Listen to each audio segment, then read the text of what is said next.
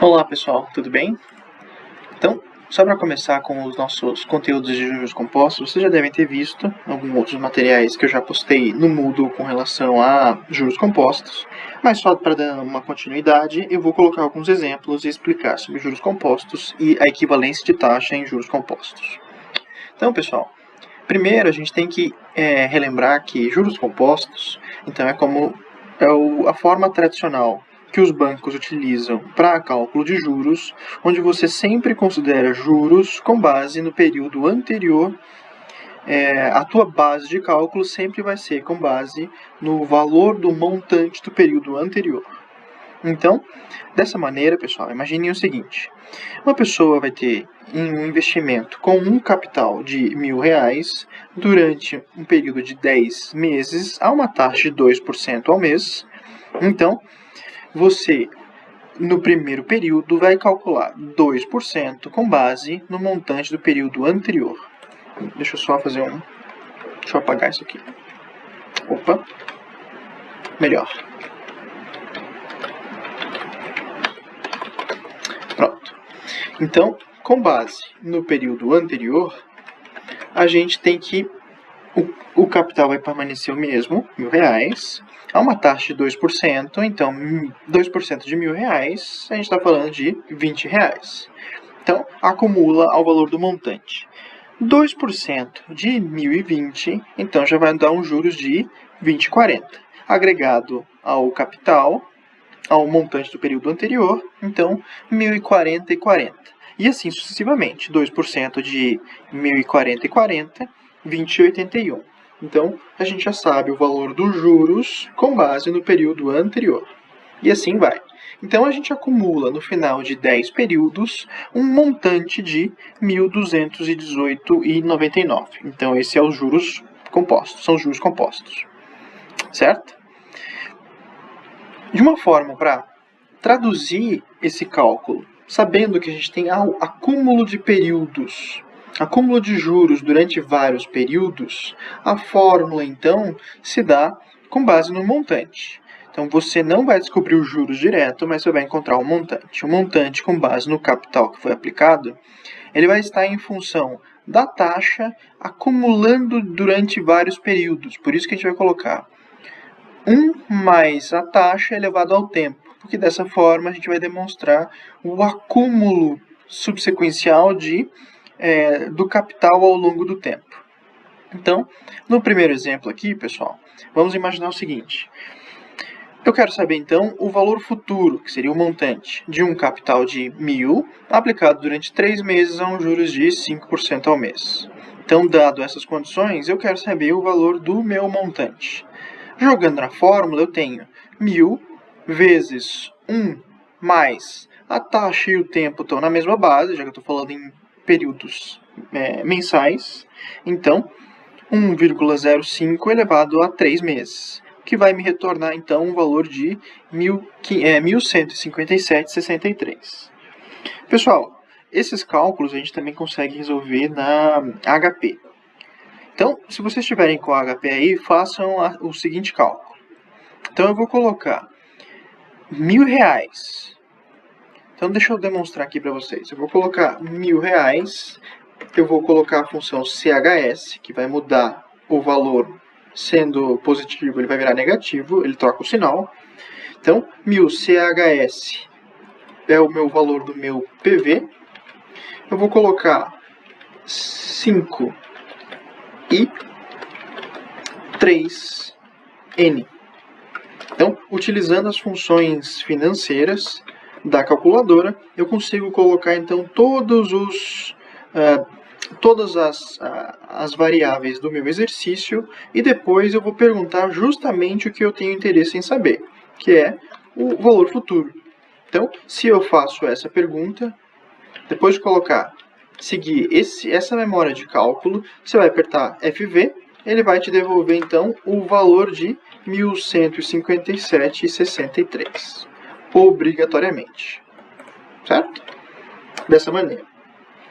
Então, no próximo exemplo, eu estou querendo saber o valor dos juros. Então, lembra, a principal diferença de juros simples para juros compostos é que em juros compostos a gente vai achar o valor do montante. Em juros simples, a gente procura os juros direto. Nesse caso, em juros compostos, a gente tem que primeiro perguntar o valor do montante. Então, jogando na fórmula de montante, eu estou querendo saber o valor dos juros. 4.500 foi o valor do meu capital, é uma taxa de 3% durante 3 meses. A equivalência de taxa não existe a necessidade. Então, jogando na fórmula, 4.500 vezes 1,03 elevado a 3 meses, então 4.917,27. Só que esse é o valor do montante. Se eu estou querendo saber o valor do juros, então, se eu sei que o montante é igual ao capital mais os juros, substituo os valores, isolo a variável juros que eu tenho interesse. Então, montante menos o capital vai dar os juros de 417,27, certo? Exemplo 3. Então, no exemplo 3, eu estou querendo saber o tempo. Então, o tempo, pessoal, eu tenho que levar em consideração... Se eu jogar na fórmula do jeito que está, então vai ficar assim. 2.200 é o valor do meu montante. O exercício deu que ele produziu um montante de 2.200 num capital de 1.500 durante a uma taxa de 2%. Ele quer saber o tempo. Então, nesse caso, pessoal, já que o tempo ele é um expoente com base na taxa, então eu tenho que de alguma maneira, retirar esse expoente com alguma função matemática. Então, só que percebam o seguinte, se eu estou querendo isolar essa variável, tudo que estiver multiplicando passa para o outro lado, dividindo. Nesse caso, 2.200 dividido por 1.500 dá 1,4667, certo? Se, então, esse aqui é o valor da divisão, o restante que fica isolado, então, vai ficar em função do tempo. Então, é 1,02 elevado ao tempo. A forma para eu retirar esse tempo da função exponencial, eu tenho que, se tudo que eu faço para esse lado, eu tenho que fazer para esse lado da equação. Então, nesse caso, para isolar o tempo, então eu faço uma função logarítmica de 1,4667 dividido pela função logarítmica de 1,02, certo? Então, se vocês jogarem na calculadora, então, o resultado de log de 1,4667 dividido pelo log de 1,02, então a divisão desses dois vai dar 19,34 meses. Então, 19 meses completos mais uma fração dele. Se eu multiplicar por 30 dias, eu vou achar algo próximo a 581 dias. Então, a resposta final do exercício, se eu quiser saber o período em dias, então, 581 dias, certo? Então, dessa maneira, a gente tem alguns exemplos de juros compostos. Só que nem sempre a gente vai ter o período e a taxa na mesma periodicidade. Então, nesse caso, eu preciso fazer a equivalência da taxa. Então, percebam que, diferentemente de juros simples, 12% ao ano não é a mesma coisa que 1% ao mês. Eu não posso fazer a divisão porque eles não são períodos proporcionais. Então, se a gente está falando de juros compostos, a gente está agregando períodos subsequentemente, certo? Então, lembrando aqui em juros compostos, eu preciso utilizar a seguinte fórmula para fazer a conversão. Então, é como se eu utilizasse somente o final do cálculo do tempo. Então, 1 mais i elevado ao tempo. Então, convertendo isso, vai ser 1 mais i elevado ao tempo menos 1. Que daí eu consigo isolar o i desse lado. Então, 12% ao ano, como é que fica então ao mês? Se eu utilizar nessa função, deixa eu até destacar. Se eu utilizar nessa função, vai ficar 1 mais 12% ao ano. Eu vou ter que perguntar ao tempo, normalmente uma fração. Prestem atenção no seguinte. Esse 1 que a gente coloca na fração é o que eu tenho dado para mim. Eu tenho período de 1 ano. E o que eu quero saber? Na verdade, o contrário, pessoal. O que eu quero saber? Eu quero saber, então, um mês do total de 12 meses. Então, eu quero saber de um total de 12 meses. Então, 1 mais 12% elevado à fração de um mês de 12 meses acumulados, que ele já demonstrou para a gente. Menos 1 vai me devolver, então, 0,95% ao mês. Então, percebam que 0,95 vai ser diferente de 1%, certo?